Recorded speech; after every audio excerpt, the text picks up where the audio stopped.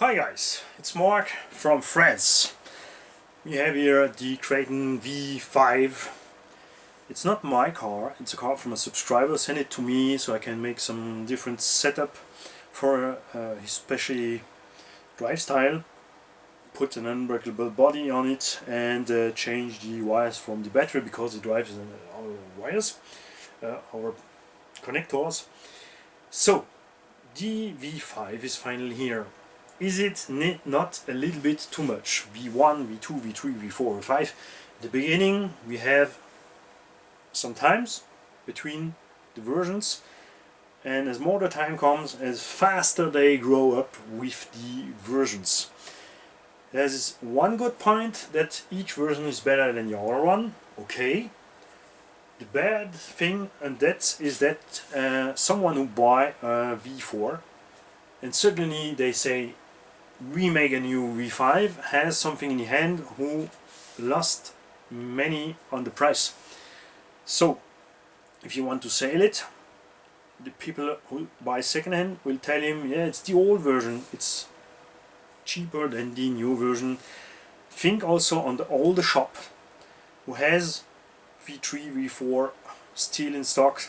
V3 is okay in between, but each time a brand make a new version, they have to put the price down from the old version to get it out from the shop so fast as possible. And the worst and that whole thing is part supply. In the moment, Horizon Hobby make new car, and all new cars, but anytime you want a spare part, nothing there.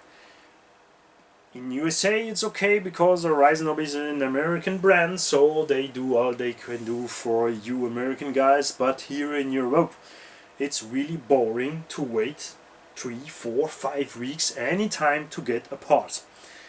And that's why many people go to buy other stuff than Horizon Hobby. They buy Traxxas because here in Europe you have no issue with Traxxas parts. They buy Corelli because Corelli provide the parts faster than anyone in the moment, and that's a little bit boring. So I hope the situation will get better.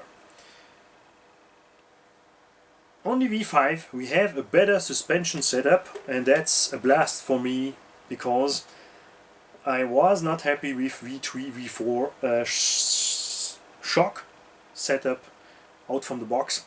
It was way too hard in the front, way too soft in the front, way too hard in the rear, because of some super bashers who tell they have to have thicker oil, but they forget that not all people jump wild with that truck. So I really prefer that smooth dampening. The truck is also really high with the ground clearance, and that's what we love in the Kraton. If you don't want such a ground clearance, you will take an Arrma Italian. So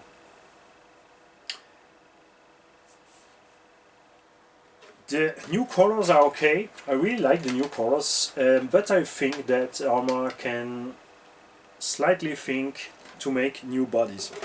We want to see another look on this body. We have seen it enough, especially for the guys like me who not likes the little cab here. It's too small, too tiny. We have here the cutout is way too much before the tires.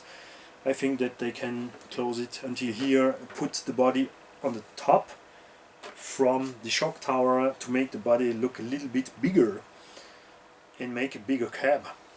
But many people like it, so it's alright for them. Change a body is an easy stuff, especially by Arrma, who has think on that and made us adjustable mounts. That's super nice. We also still have the super cage here. I really like that. That really helps the body to have a long life. We still have the mudguards, but why not on the Kraton put the mudguards from the Outcast, and the higher ones would be better. We have the EXB A-arms on the normal version now. Was that a need? For me, not. I drive the most the V1 and V2 from Arrma back in the time for 10 years, and I never had any issue with that. Sometimes I break an arm or two, but by doing crazy stuff, never by normal driving, so I don't absolutely need so beefy arms. Did they do it because of Corelli who comes up? Did they do it because they really think it's way better and they don't need anymore the old arms? The other thing is also that with that stiff arms, the car is way more better to drive, especially also with the new chassis. We have here some new molded brasses in the chassis, really helps the back from the chassis to be less flex. And I don't have drive it now, but many people who drive the V4 and V5 tell me the same thing. It's way easier to drive, way more precise on the steering and the angle changing than the other version. We have not on this V5 a rear bumper, no skid plates and no front skid plates with bumper. You have the old version. I think we deserve to have the bumper with skids, but they not want to put too much on the truck because the EXB has all of that. With the time they do a better wing mount, because we have issue with the first wing mount. It's now way better for those who has any time problem with that. You can get the RPM version. I never have issue with the wing. It's super flex, not like by Corelli where I really destroy in many parts my rear wing. Also the wing holder, also A-arms and all the stuff. I have the V2, but the plastics from Corelli has still not the point from the V4 Arrmas. And the V5 is tougher on the arms, so for the moment, if you ask me, would you choose a Corelli or an Arrma, I would think, okay, I can get any parts from Corelli really fast. We have now same electronic from the quality. We have a nice servo now. We have the better shocks here, because by Corelli you have here a plastic ring underneath who breaks. Many people has breakdowns with these shocks from Corelli. I even have something I never had, no RC. I do nothing crazy with the truck, but one of my shock caps in the front was destroyed. Look at that. The tire was stuck under something while I'm driving, but the car was not catched. It slides around, but I destroy the rear holders here. I destroy a rod end, and look at that. That's something I really never had on any time, no RC. The first time I see that. So I can explain me that. It was not specially cold, it was not especially fast, and the shock was also not brutal. And I had make many crazier stuff with my Arrma as that. So that's why I would say now at that point I take the Arrmas. What I prefer in the Corelli is the parts, that's something I'll say also, and the inner parts from the differential and the differential himself. The drive line from Corelli is better than the Arrma ones, especially in the differential. We need better steel gear in the differential. It's not an issue because we know it, so if you drive 4S you have no issue, you drive 6S easy, you have no issue, but if you drive 6S harder, you have to open your diffs and change many times the oils, so you can go over a year without any problem. If you do it, if you change the oils and one time or another change the shine or something, the diff will hold on. But I prefer, instead of having these EXB arms on this truck, get better diff gears for this truck. because this is still the weakest point from the Arrmas. It's not a big weak point, but it's still a weak point. I also expect the brands, all brands, to make us closed main gear here transmission case, so we can put grease on it and we have no more issue with any gravel who can be sent from the front tire exactly herein and go in between pinion and main gear, because in V2 and especially a V3, a V4, we have many issue with people who bend the motor shaft because they become a gravel in there. It's easy to do something, you can put a mesh over there, or just personally I make here a Lexan sheet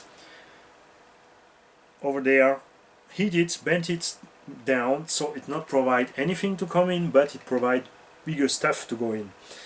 Also, you have to think, because I have driven this 3 ESC on other cars, absolutely think to put here a mesh on it so no gravel can stop or destroy the fan. That haven't happened really many people. Here it's way too open, and many times the front tire sends something in the fan. If the fan no more moves, you have an issue with the AC. Not burns out, but it stops to drive. It has a security on it. That's a good point, but take care of that. I don't understand this one. I know the utility of that, but for the normal driver, for the bashers, we don't need that. It's okay for a competition car in 4S who has to push the all out from the AC and the battery to the 10 minutes run. They do the really crazy competition, but I don't like that. I think if they continue to put it on, why do not make a little holder here to put it in place? Personally, on all my cars I drive without that, and I cut it out from my Arrmas and have no issue. That's changed nothing on performance. It's not a problem. The Spectrum ESC has 11 points you can change. That's a good fact. You have the punch set at 4 out from the box. For those who want to make freestyle, they will go to 8 or 9. But for the normal driver, 4 is okay. We have 25% backward. It's a little bit too less for me, but it's enough for the common people, because many of us are we have a great range on giving throttle, but a small range on giving brake and backward. So if you put too much backward power, you can be too brutal to going backwards. So first try it with 25%, then go to 50 if you want it. I go to 50 because many times if we are stuck somewhere, or if you want to do some crazy jumps and freestyle, we need that power backwards. Servo is way better than the other one. The servo hold down is still to flex. It's really dancing around here. But it's not a big issue. You can really let it be that way. You lose a little bit traction left right when you're changing position, because the servo really move heavy in this hold down here. But you also get many options if you want to do an option in there. If I would buy a V5, I will do nothing here, just drive it.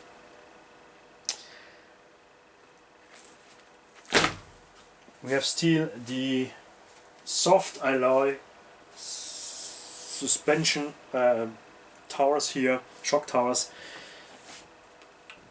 Here also, many people will have never issue with that, and just only the harder ones from us will bend it. But we know it, so we can take better stuff. I don't know if out from the box we need really tougher things here.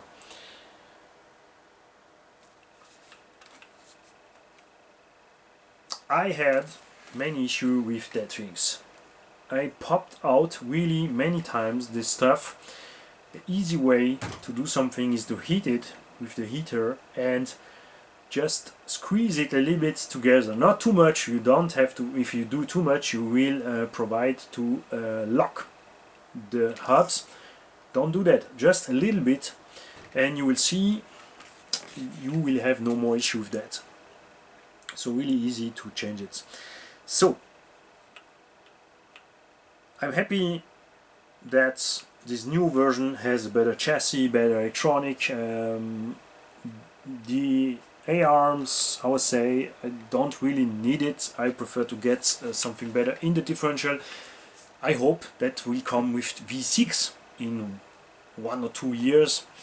And take care for one thing now. On the normal version we already have that, is when suspension goes full travel in, the suspension arm here hit the output drive shaft. So on the XB, because of the beefy arms, it's also more. And you think, okay, it's not a big deal, the nut will just grab in the plastics, but don't forget that the arms also can push the output up there, so you will have an issue in the end with your bearings. The best way to do something is what they done on the Italian, is to put here a bump stop in the shock, so the shock travel will stop at the right moment to not go hit that with the arms. Even if you have here a room for that, it will happen. But that's just also something for the harder bashers, for our people who drive this truck normal, because many from us always judge this car for going heavy with, but it's so that the most of the people just want to see the car moves. They have joy to see the car driving around, make some little jumps, make some off-roads, but some small tricks, but it's enough for the most of the people, and we are only a few who still anytime going too hard with our truck. I know when I'm going crazy on the throttle what I do with my truck. I know I'm gonna destroy it. A truck can be the toughest truck in the world. You will always find someone on earth who destroys it.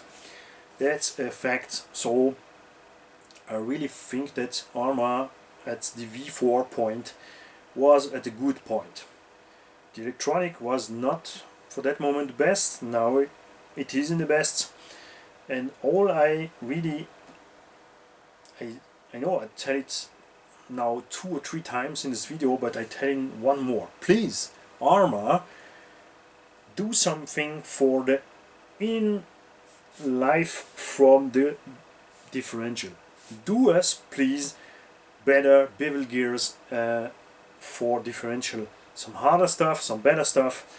You're gonna tell me, oh, take the EXB differential, but no, because I don't drive in sand or sleepy surfaces, so I prefer to get normal differential better than drive the EXB differential. I had the EXB, I drive it, it's really fun in sand or in sleepy surfaces, but in dry grass or something where you have a really heavy grip, it's not really interesting to drive with the self-locking differentials. I surely forget something here.